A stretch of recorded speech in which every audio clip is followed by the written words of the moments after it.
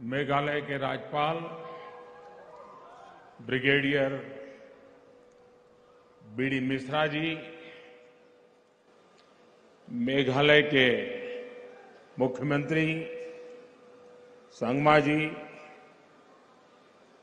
केंद्रीय मंत्रिपरिषद के मेरे सहयोगी श्री अमित भाई शाह, सर्बानंद सोनोवाल, किरण रिजिजू जी किशन रेड्डी जी, बीएल वर्मा जी,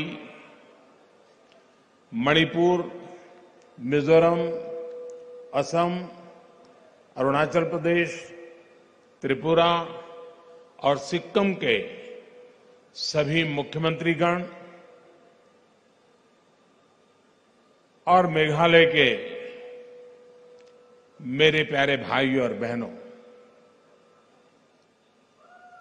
कुबले शिबोन, नमेंगमा। मेघालय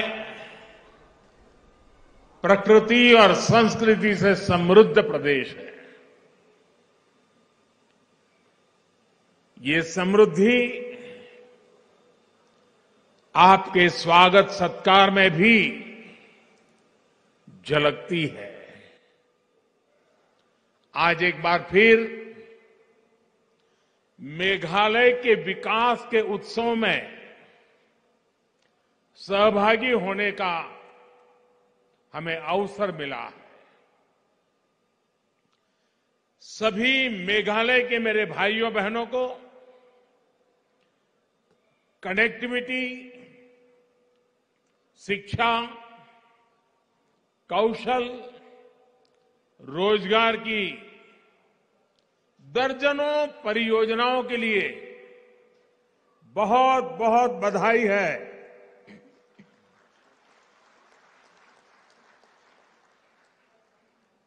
भाइयों और बहनों, ये संयोग ही है कि आज जब फुटबॉल वर्ल्ड कप का फाइनल हो रहा है, तब मैं यहां फुटबॉल के मैदान में ही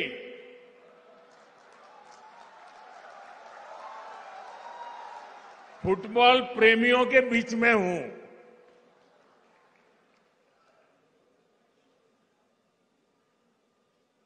उस तरफ फुटबॉल की स्पर्धा चल रही है और हम फुटबॉल के मैदान में विकास की स्पर्धा कर रहे हैं।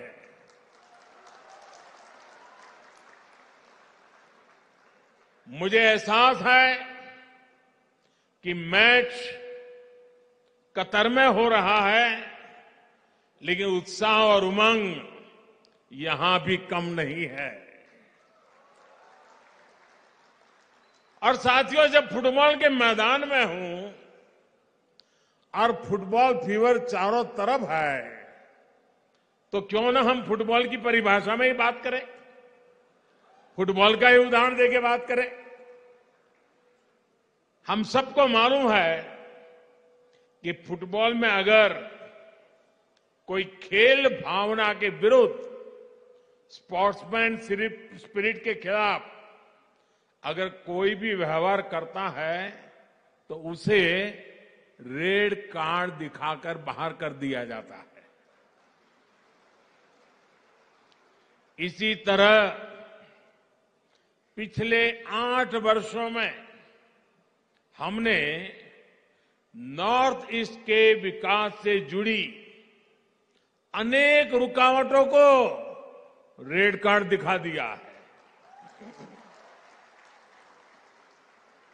भ्रष्टाचार, भेदभाव, भाई भतीजावाद, हिंसा, प्रोजेक्टों को लटकाना भटकाना, वोट बैंक की राजनीति को बाहर करने के लिए हम ईमानदारी से प्रयास कर रहे हैं। लेकिन आप भी जानते हैं, देश भी जानता है इन बुराइयों की, बीमारियों की जड़ें बहुत गहरी है। इसलिए हम सबको मिलकर के उसे हटा करके ही रहना है।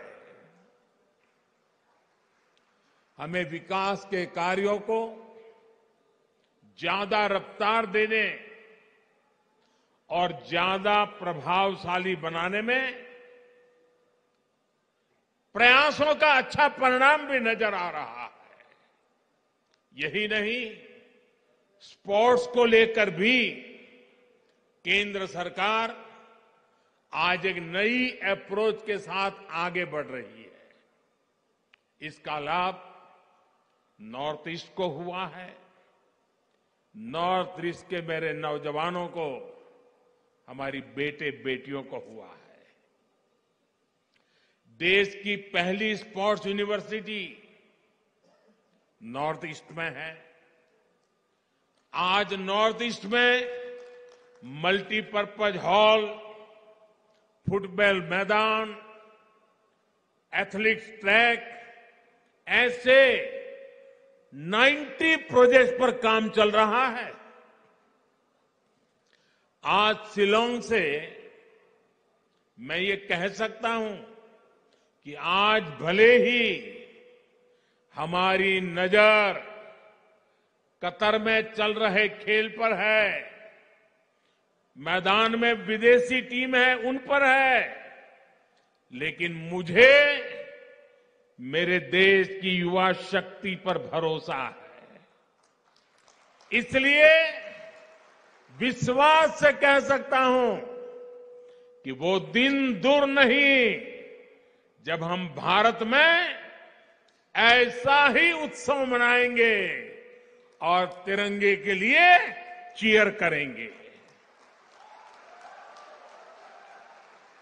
भाइयों और बहनों, विकास सिर्फ बजट, टेंडर, शिलान्यास, उद्घाटन, इन्हीं रिचुअल तक सीमित नहीं है। ये तो साल 2014 से पहले भी होता रहता था। फीते काटने वाले पहुंच जाते थे, नेताएं माला भी पहन लेते थे, जिंदाबाद के नारे भी लग जाते थे। तो फिर आज क्या बदला है? आज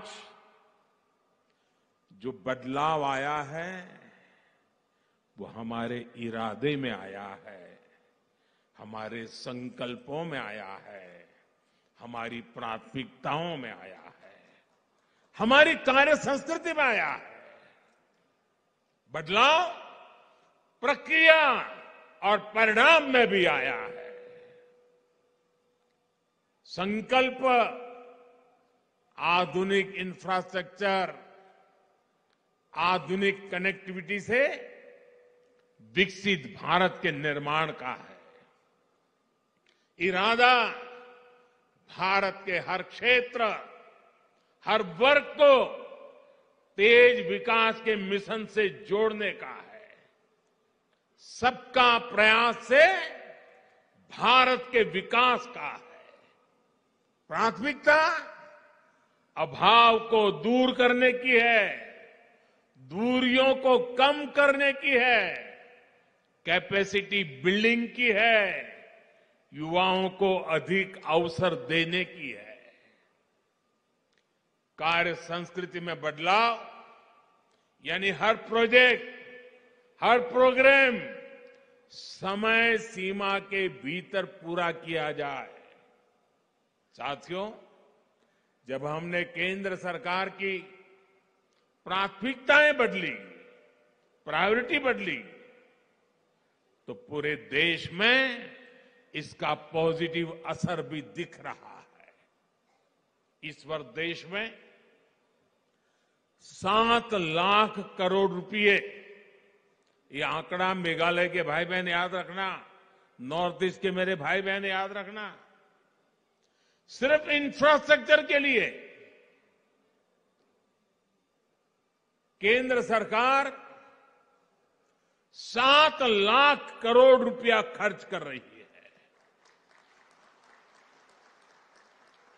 जबकि 8 वर्ष पहले ये खर्च 2 लाख करोड़ रुपए से भी कम था। यानी आजादी के 7 दशक बाद भी सिर्फ 2 लाख करोड़ रुपए तक पहुंचे और 8 वर्षों में लगभग 4 गुना क्षमता हमने बढ़ाई है। आज इंफ्रास्ट्रक्चर को लेकर अनेक राज्य भी राज्यों के बीच में कंपटीशन हो रही है, स्पर्धा हो रही है, विकास की स्पर्धा हो रही है। देश में ये जो बदलाव आया है उसका सबसे बड़ा लाभार्थी भी आज ये मेरा नॉर्थ ईस्ट ही है। शिलांग सहित नॉर्थ ईस्ट की सभी राजधानियां रेल सेवा से जुड़े, इसके लिए तेजी से काम चल रहा है। साल 2014 से पहले जहां हर हफ्ते 900 उड़ानें ही संभव हो पाती थी, आज इनकी संख्या करीब 1900 तक पहुंच गई है। कभी 900 हुआ करती थी, अभी 1900 हुआ कर गई है। आज मेघालय में उड़ान योजना के तहत 16 रूट्स पर हवाई सेवा चल रही है। इससे मेघालय वासियों को सस्ती हवाई सेवा का लाभ मिल रहा है। बेहतर एयर कनेक्टिविटी से मेघालय और नॉर्थ ईस्ट के किसानों को भी लाभ हो रहा है। केंद्र सरकार की कृषि उड़ान योजना से यहां के फल सब्जी देश और विदेश के मार्केट तक आसानी से पहुंच पा रहे हैं। साथियों, आज जिन प्रोजेक्ट्स का लोकार्पण और शिलान्यास हुआ है, उससे मेघालय की कनेक्टिविटी और सशक्त होने वाली है। पिछले 8 वर्षों में मेघालय में नेशनल हाईवे के निर्माण पर 5,000 करोड़ रुपए खर्च किए गए हैं। पिछले 8 वर्षों में जितनी ग्रामीण सड़कें मेघालय में प्रधानमंत्री सड़क योजना के तहत बनी है, वह उससे पहले 20 वर्षों में बनी सड़कों से 7 गुना ज्यादा है। भाइयों और बहनों, नॉर्थ ईस्ट की युवा शक्ति के लिए डिजिटल कनेक्टिविटी से नए अवसर बनाए जा रहे हैं। डिजिटल कनेक्टिविटी से सिर्फ बातचीत, कम्युनिकेशन नहीं, उतना ही लाभ मिलता है ऐसा नहीं है, बल्कि इससे टूरिज्म से लेकर टेक्नोलॉजी तक, शिक्षा से लेकर स्वास्थ्य तक हर क्षेत्र में सुविधाएं बढ़ती हैं, अवसर बढ़ते हैं। साथ ही विश्व में तेजी से उभरती डिजिटल अर्थव्यवस्था का सामर्थ्य भी इससे बढ़ता है। 2014 की तुलना में नॉर्थ ईस्ट में ऑप्टिकल फाइबर की कवरेज लगभग 4 गुना बढ़ी है। वहीं मेघालय में ये वृद्धि 5 गुना से अधिक है। नॉर्थ ईस्ट के कोने कोने तक बेहतर मोबाइल कनेक्टिविटी पहुंचे, उसके लिए 6,000 मोबाइल टावर लगाए जा रहे हैं। इस पर 5,000 करोड़ रुपए से अधिक खर्च किया जा रहा है। आज मेघालय में अनेक 4G मोबाइल टावर्स का लोकार्पण इन प्रयासों को गति देगा। ये इंफ्रास्ट्रक्चर यहां के युवाओं को नए अवसर देने वाला है। मेघालय में आईआईएम का लोकार्पण और टेक्नोलॉजी पार्क का शिलान्यास भी पढ़ाई और कमाई के अवसरों का विस्तार करेगा। आज नॉर्थ ईस्ट के आदिवासी क्षेत्रों में 150 से अधिक एकलव्य मॉडल स्कूल बनाए जा रहे हैं। इसमें से 39 मेघालय में है। दूसरी तरफ आईआईएम जैसे प्रोफेशनल एजुकेशन के संस्थानों से युवाओं को प्रोफेशनल एजुकेशन का लाभ भी यही मिलने वाला है। भाइयों और बहनों, नॉर्थ ईस्ट के विकास के लिए भाजपा की एनडीए की सरकार पूरी ईमानदारी से काम कर रही है। इस वर्ष ही 3 नई योजनाएं शुरू की गई है, जो या तो सीधे नॉर्थ ईस्ट के लिए है या फिर उनसे नॉर्थ ईस्ट का सबसे अधिक लाभ होने वाला है। पर्वतमाला योजना के तहत रॉपवे का नेटवर्क बनाया जा रहा है। इससे नॉर्थ ईस्ट के प्रसिद्ध पर्यटन स्थलों में सुविधा बढ़ेगी और टूरिज्म का विकास भी होगा। पीएम डिवाइन योजना तो नॉर्थ ईस्ट के विकास को नई गति देने वाली है। इस योजना से नॉर्थ ईस्ट के लिए बड़े डेवलपमेंट प्रोजेक्ट्स अधिक आसानी से स्वीकृत हो पाएंगे। यहां महिलाओं और युवाओं की आजीविका के साधन विकसित होंगे। पीएम डिवाइन के तहत आने वाले 3-4 साल के लिए 6,000 करोड़ रुपए का बजट तय किया जा चुका है। भाइयों और बहनों, लंबे समय तक जिन दलों की सरकारें रही, उनकी नॉर्थ ईस्ट के लिए डिवाइड की सोच थी और हम डिवाइन का इरादा लेकर आए हैं। अलग अलग समुदाय हो या फिर अलग अलग क्षेत्र, हम हर प्रकार के डिवीजन को दूर कर रहे हैं। आज नॉर्थ ईस्ट में हम विवादों के बॉर्डर नहीं, बल्कि विकास के कॉरिडोर बना रहे हैं, उस पर बल दे रहे हैं।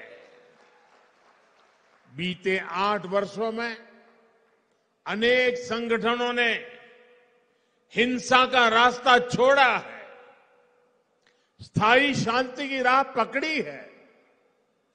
नॉर्थ ईस्ट में आस्था की आवश्यकता ना पड़े, इसके लगातार राज्य सरकारों के साथ मिलकर स्थितियों को सुधारा जा रहा है। यही नहीं, राज्यों के बीच सीमाओं को लेकर भी दशकों से जो विवाद चल रहे थे, उनको सुलझाया जा रहा है। साथियों, हमारे लिए नॉर्थ ईस्ट, हमारे बॉर्डर एरिया आखिरी छोर नहीं, बल्कि सुरक्षा और समृद्धि के गेटवे है। राष्ट्र की रक्षा भी यहीं से सुनिश्चित होती है और दूसरे देशों से व्यापार कारोबार भी यहीं से होता है। इसलिए एक और महत्वपूर्ण योजना है जिसका लाभ नॉर्थ ईस्ट के राज्यों को होने वाला है। वो योजना है वाइब्रेंट बॉर्डर विलेज बनाना। इसके तहत सीमावर्ती गांवों में बेहतर सुविधाएं विकसित की जाएगी। लंबे समय तक देश में ये सोच रही है कि बॉर्डर एरिया में विकास होगा, कनेक्टिविटी बढ़ेगी, तो दुश्मन को फायदा होगा, ये सोचा जाता था। मैं तो कल्पना भी नहीं कर सकता हूं, क्या ऐसा भी कभी सोचा जा सकता है? पहले की सरकार की सोच के कारण नॉर्थ ईस्ट समेत देश के सभी सीमावर्ती क्षेत्रों में कनेक्टिविटी बेहतर नहीं हो पाई। लेकिन आज डंके की चोट पर बॉर्डर पर नई सड़कें, नई टनल, नए पुल, नई रेल लाइन, नए एयर स्ट्रिप, जो भी आवश्यक है, एक के बाद एक उसके निर्माण का काम तेज गति से चल रहा है। जो सीमावर्ती गांव कभी वीरान हुआ करते थे, हम उन्हें वाइब्रेंट बनाने में जुटे हैं। जो गति हमारे शहरों के लिए महत्वपूर्ण है, हमारे बॉर्डर पर भी वही गति होनी आवश्यक है। इससे यहां टूरिज्म भी बढ़ेगा और जो लोग गांव छोड़कर गए हैं, वे भी वापस लौटकर आएंगे। साथियों, पिछले साल मुझे वेटिकन सिटी जाने का अवसर मिला, जहां मेरी मुलाकात हिज होलीनेस द पोप से हुई। मैंने उन्हें भारत आने का न्योता भी दिया है। इस मुलाकात ने मेरे मन पर गहरा प्रभाव छोड़ा। हम दोनों ने उन चुनौतियों पर चर्चा की जिनसे आज पूरी मानवता जूझ रही है। एकता और समरसता की भावना से कैसे सबका कल्याण हो सकता है, इस पर एकजुट प्रयासों के लिए सहमति बनी। इसी भाव को हमें सशक्त करना है। साथियों, शांति और विकास की राजनीति का सबसे अधिक लाभ हमारे जनजातीय समाज को हुआ है। आदिवासी समाज की परंपरा, भाषा, भूषा, संस्कृति को बनाए रखते हुए आदिवासी क्षेत्रों का विकास सरकार की प्राथमिकता है। इसलिए बांस की कटाई पर जो प्रतिबंध था, उसे हमने हटा दिया। इससे बांस से जुड़े आदिवासी उत्पादों के निर्माण को बल मिला। वनों से प्राप्त उपज में वैल्यू एडिशन के लिए नॉर्थ ईस्ट में 850 वनधन केंद्र स्थापित किए जा चुके हैं। इनसे अनेक सेल्फ हेल्प ग्रुप जुड़े हैं, जिनमें अनेक हमारी माताएं बहनें काम कर रही है।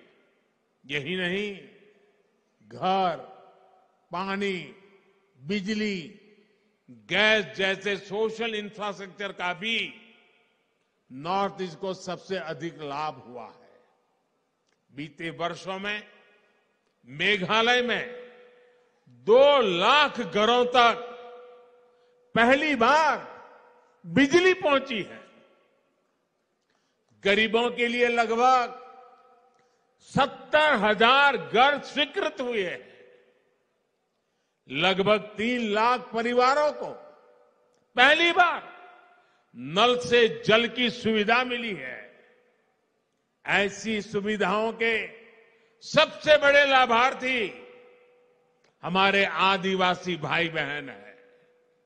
साथियों, नॉर्थ ईस्ट में तेज विकास की ये धारा ऐसे ही प्रवाहित होती रहे, इसके लिए आपका आशीर्वाद हमारी ऊर्जा है।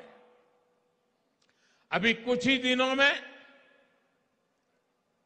क्रिसमस का पर्व आ रहा है, ये त्योहार आ रहा है।